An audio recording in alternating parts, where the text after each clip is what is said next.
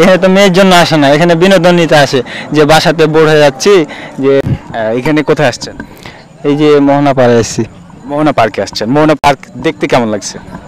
দেখতে ভালোই। তো এখানে খারাপ দিকটা কি?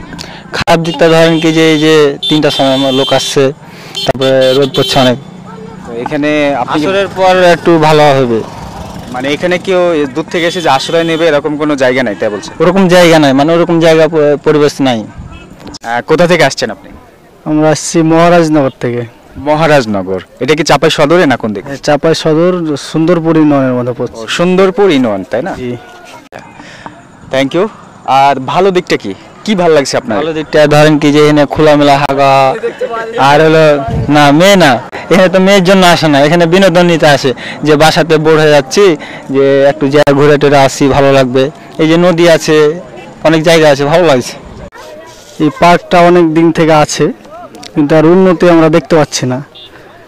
যখন আসছি মানে একটা দিয়ারের মধ্যে যেরকম নদী আছে, এখানে ভালো সৌন্দর্য করার জন্য, কোনো উন্নতি করার জন্য কোনো পদক্ষেপ নিচ্ছে না, আমরা দেখতে পাচ্ছি না। আমরা চাই যে এটা পদক্ষেপ নেওয়ার, উন্নতি হোক।